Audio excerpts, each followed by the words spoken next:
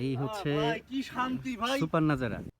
সকালটা এইখানটাতে ছিলাম, এই দেখেন একটা নদী, ছোট্ট একটা নদী, যেটা হচ্ছে আমরা দার্জিলিং বা কালিম্পং এদিকে গেলে এই যে ছোট ছোট নদীগুলো দেখি, তার চেয়ে তো আমাদের নদীটা দেখেন পানি প্রবাহিত হওয়ার ফ্লোটা দেখেন।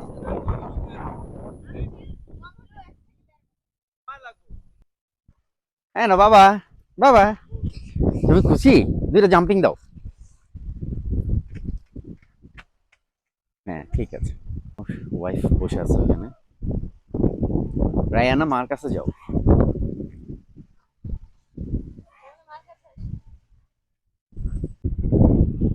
আসসালামু আলাইকুম সবাইকে। তো আজকে বান্দরবনের দ্বিতীয় দিনের মতো জার্নি, যেটা এটা শুরু করতে যাচ্ছি। এই মুহূর্তে আমি আছি হচ্ছে সেই ক্যাফে নিলে। তো এখন যাব হচ্ছে থানচি ডিম পাহাড় ঘুরে হয়তোবা পৃথিবীর দীর্ঘতম সমুদ্র সৈকত যে কক্সবাজার, তো কক্সবাজারে যেহেতু আমার ফ্যামিলি ট্রিপ, তাই কালকে আসলে এই জায়গাটা একটু স্টে করতেই হয়েছিল, না হলে আমার ছোট বাচ্চা আছে। তো ওভারঅল সবকিছুই ঠিক ছিল। আর হয়তোবা ইনশাল্লাহ আজকেও ঠিক থাকবে। আর কোথায় কি করতেছি সবই আপনাদের সাথে শেয়ার করবো। তো এখন আমার পিছে যে উন্মুক্ত প্রকৃতিটা দেখতেছে, মানে এত নীরবতা আসলে পাওয়া যায় না, শুধু বাতাসের আওয়াজ। এই রিসোর্টটাতে আমরা ঠিক 2 রুমের একটা কটেজ নেই, সেটা হচ্ছে ভাড়া পড়ে হচ্ছে আমাদের 4,500 টাকা। আর খাবারের জন্য আলাদা মেল সার্ভিস ছিল 350 টাকা। তো যেটা হচ্ছে যে আহ, একটু কস্টলি, কারণ এখনো বান্দরবনে টুরিস্ট সমাগম এভাবে হয় নাই, এবং ভিতরের যে বেডিং টেডিং অন্যান্য মালামাল সহ আসলে আরেকটু কম হওয়াই উচিত ছিল। আমাদের টুরিস্ট এরিয়াগুলোতে আসলে খাবার টাবার অন্যান্য, এবং সবচেয়ে বড় ব্যাপার হচ্ছে এরাও আসলে কিছু কিছু ক্ষেত্রে নিরুপায়, কারণ এইসব রেস্টুরেন্ট বা রিসোর্ট যাই বলে এগুলোর পানি হচ্ছে সেই চিম্বুক রেঞ্জ থেকে আনা হয়। যে এখানে সাপ্লাইয়ের পানি বা এখানে আশেপাশে ঝিরি আছে, এই ঝিরি থেকে পানি আনতে পারে না, তারা অনেক দূর থেকে সাজেকের মতো পানিটা সংগ্রহ করতে হয়। তো যে কারণে হচ্ছে অনেক বেশি খরচ পড়ে।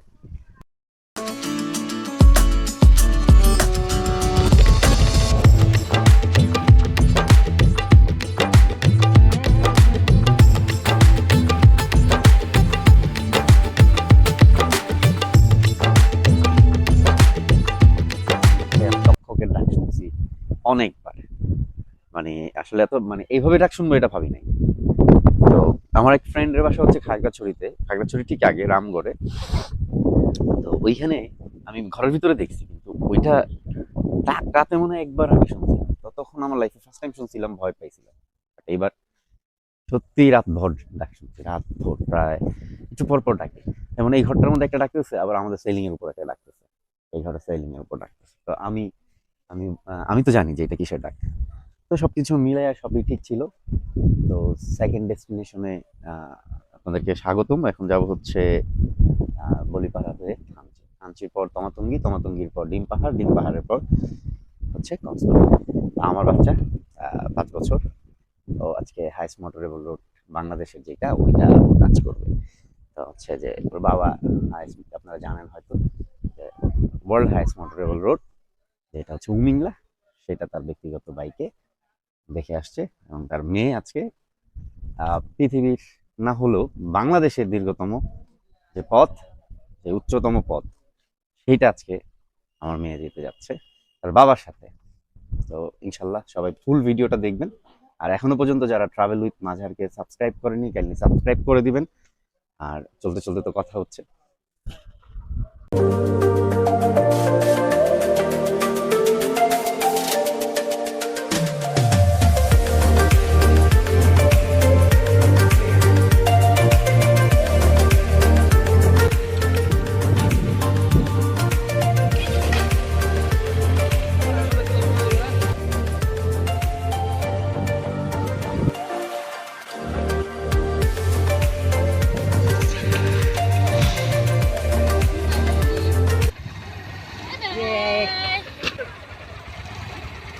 ওকে, গুড জার্নি, সেফ ড্রাইভ।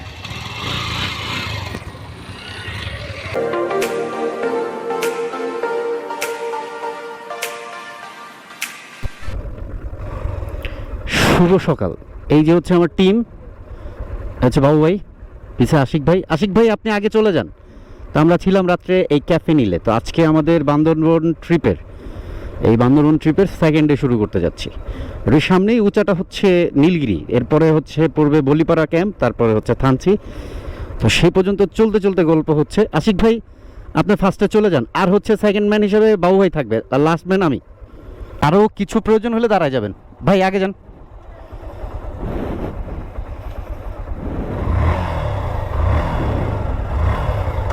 ভাইয়া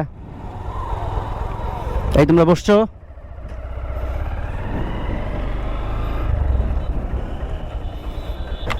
আরে বাবারে, আমার বাইক বাইক গেছে।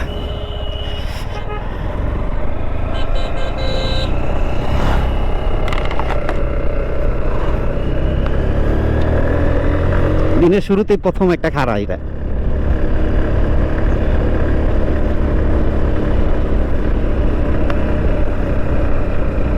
মোস্ট প্রবাবলি নীলগিরি 1 কিলো হবে, থানচি 34 কিলোমিটার। তো আকাশ প্রকৃতি সব কিছু মিলে অসাধারণ।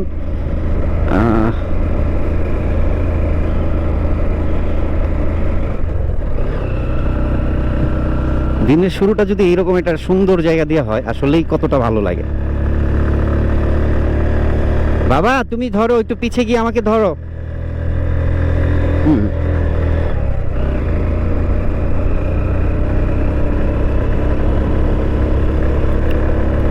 তো গতকালকে আসলে আমাদের যেটা ছিল, আমাদের টার্গেট ছিল যে আমরা সাজেক যাব, বাট হঠাৎ করে দেখলাম যে না, সাজেক যাব না, বান্দরবন যাব, অনেক কিছু দেখবো একসাথে, অল্প সময় একটু বাইক নিলে বেশি চালাবো। যেই কথা সেই কাজ। আর যেহেতু আমার হোম মিনিস্টারই পারমিটটা দিল আমার ওয়াইফ, তো বলার পরে বললো যে ও আসলে কখনো সাজেক যায় নাই, ওই জন্য মূলত সাজেকের প্ল্যান করছিলাম। আর যেহেতু বান্দরবনও যাই নাই, ও বললো যে না, বান্দরবনটা বেশি সুন্দর। তো পরে বান্দরবন আসলাম, যেহেতু সাজেক একটা জায়গার মধ্যে আসলে আটকা। পরে বললাম যে সাজেক তাহলে সেকেন্ড ট্রিপ আবার কখনো ইনশাল্লাহ আল্লাহ যদি সুস্থভাবে বাসায় নেয়, আবার সুযোগ দেয়, তাহলে যাব। তো যেই কথা সেই কাজ। দেখতে পাচ্ছিলেন ওইখানে আসলে কিভাবে পাহারা দিচ্ছে, দিন রাত নেই, এই আমাদের নিরাপত্তা নিশ্চিত করার জন্য এবং আমাদের এই বাংলাদেশের সার্বভৌমত্ব রক্ষা করার জন্য আমাদের যে বাংলাদেশ সেনাবাহিনী প্রত্যেকটা ক্যাম্পেই। এটা হচ্ছে নীলগিরি হিল রিসোর্ট।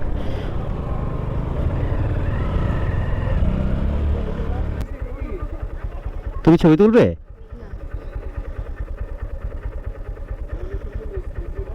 এটা হচ্ছে তোমার নীলগিরি। এখানে গাড়ি পার্কিং করে ভিতরটা তুমি ঘুরতে পারবা, হেলিপ্যাড আর হচ্ছে এরকম একটা পাহাড়ের উপরে উঁচা, বুঝছো, 2-3টা কটেজ আছে। এই হচ্ছে সৌন্দর্য।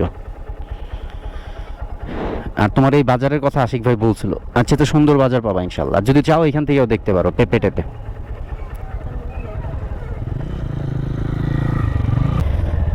এটা হচ্ছে নীলগিরির পার্কিং।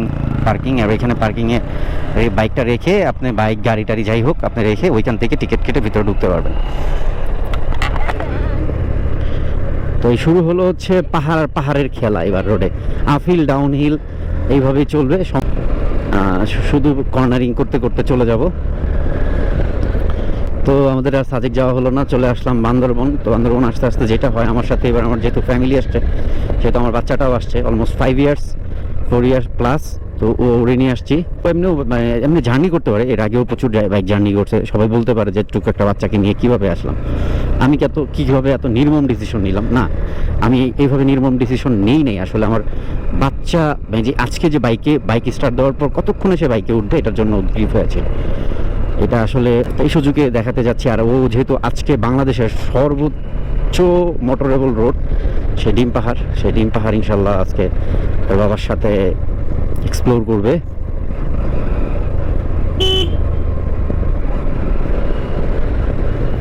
তবে এখনো পর্যন্ত ওর একদিনের সর্বোচ্চ যে জার্নির রেকর্ড, সেটা এখনো ভাঙতে পারেনি। কালকেরটা ছিল সেকেন্ড জার্নি, যেটা ও একদিনের ওর সর্বোচ্চ জার্নি ছিল হচ্ছে 557 কি 60 কিলোমিটার হবে। আর যেটা কালকে ছিল হচ্ছে 370-75 কি 379 কিলো, হ্যাঁ 379 ছিল কালকে। চারপাশে মানে এই যে একটা ডাউনহিল, আর প্রচুর নামতে হবে এই রোডটাতে। আমি আগে জানিয়ে রাখছি, যদি বান্দরবন থেকে আসেন তাহলে এই সাইড থেকে নামতে যাবেন বেশি, ওঠার পরিমাণটা কম থাকবে। আর প্রচুর বাঁক থাকবে, আঁকা বাঁকা রাস্তা, কখনো লেফট কখনো রাইট, কখনো লেফট কখনো রাইট। তো আমরা নামছি বলিপাড়া, কারণ কালকে রাত্রে আমাদের ওইখান থেকে দেখছি অনেক নিচে।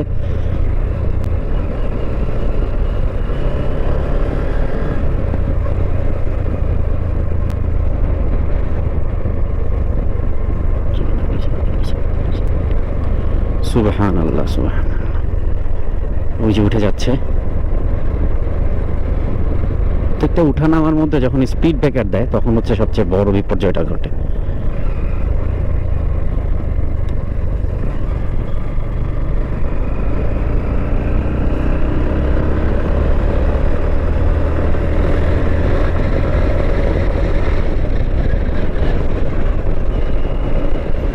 তো অসাধারণ মোড়।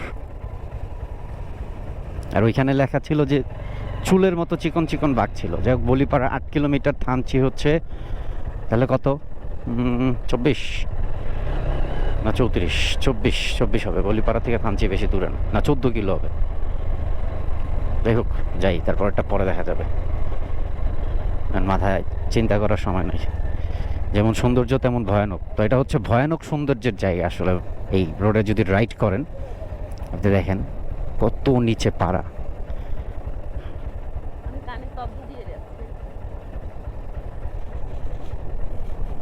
কি বলো, হাইফোবিয়া আছে তাহলে তোমার?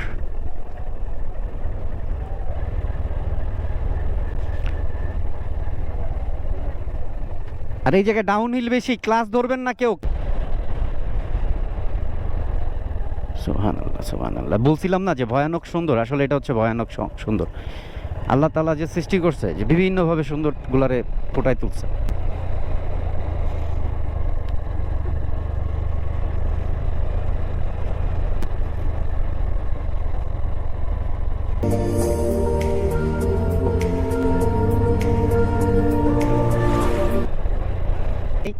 আল্লাহ ভরসা, লড়াচড়া কম, লড়াচড়া করলে গাড়ি এই জায়গায় সেন্টিমিটার টু সেন্টিমিটার লইরা চড়া যাবে। সামনে আরো উঁচা উঁচা ডাউন হিল, আপ হিল আছে, সো ঘাবড়ানোর কিছু নাই।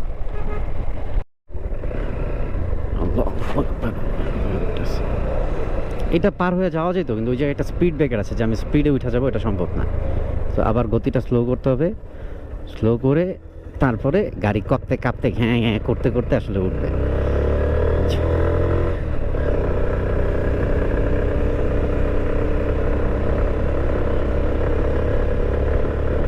এইরকম 6টা পার্ট আছে মোস্ট প্রবাবলি, আমি ঠিক যতটুকু জানি।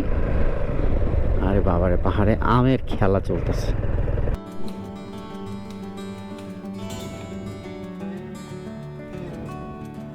আরে বাবা, পাহাড়ি আম পায়রা টাইরা খাওয়া হচ্ছে না? এই কিছু করো না, এদিকে এসো। আরে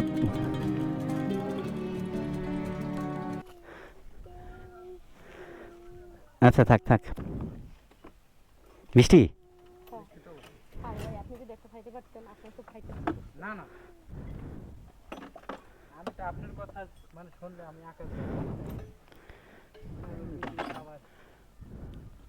কাঁচা রলে এটাই আমার মনে করেন যে আমি এই বাবা, বাইরে নিছি, যাক।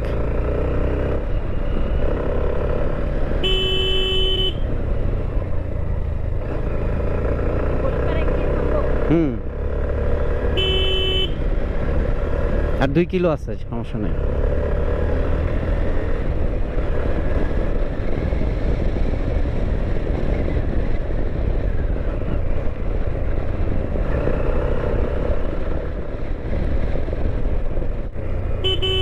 এটা হচ্ছে বলিপাড়া। তো বলিপাড়া চলে আসছি, আর্মি ক্যাম্পটা আরও সামনে, এটা হয়তো 1.5 কিলো সামনে। এটা মোটামুটি এই অঞ্চলের মধ্যে অনেক বড় একটা পাড়া। বাড়িঘরগুলো কত নান্দনিক। আবহাওয়াটা এখন কিছুটা ডাউন হিলে, তো এই জন্য একটু গরম। থানচিতে ভ্রমণ বিষয়ক নিরাপত্তা সতর্কতা। Thanchi 20 kilo, Balipara 1 kilo. বাড়িঘর বানাইতেছে, পাকা বাড়িঘর। সৌন্দর্য তো এই জায়গায় নষ্ট হয়েছে।